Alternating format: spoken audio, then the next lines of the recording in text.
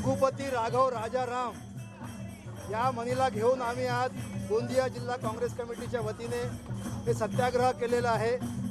याच्यामध्ये आम्ही रामकृष्ण हरीचे भजन म्हणून संपूर्ण शहरामध्ये लोकांना जागृती करून राहिलेलो आहोत की या गोंदिया जिल्ह्यामध्ये अतिसामान्यमधल्या लोकांनी सुद्धा आपल्या घामाचा पैसा श्रीरामावर आस्था असल्यामुळे या RSS आणि भारतीय जनता पार्टी, विश्व हिंदू परिषद आणि बजरंग दलाच्या लोकांनी घरोघरी जाऊन जो वर्गणी गोळा केली, मी सुद्धा वर्गणी दिलेली आहे।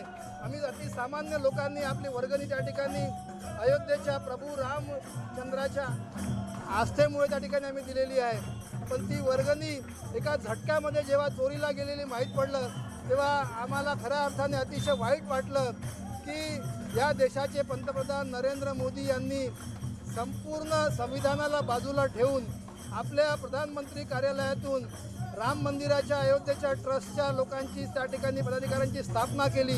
एकाला अध्यक्ष, उपाध्यक्ष, महासचिवांनी अशा लोकांची समिती नेमून त्याच समितीच्या अखत्यारीत त्यांचे उजवे डावे असलेल्या लोकांनी त्या ठिकाणी करोडो रुपयांची चोरी केलेली आहे। त्या चोरीबद्दल अनेकांनी तक्रार केल्यावर सुद्धा ते CCTV आणि त्याचे सगळे पुरावे नष्ट करण्याचं काम चंपतराय आणि सगळ्या लोकांनी केलेलं आहे। अशा लोकांनी फक्त राजीनामा देऊन चालत नाही, तर यांच्यावर PDMLA अंतर्गत देशाच्या विरोधी कारवाईच्या अंतर्गत त्यांच्यावर कारवाई झालेली पाहिजे आणि दोषींवर कडक कारवाई होऊन त्यांना फाशी सजा झाली पाहिजे। हीच काँग्रेसची मागणी आजच्या या रघुपती राघव राजाराम सत्याग्रहाच्या माध्यमातून आम्ही केलेली आहे।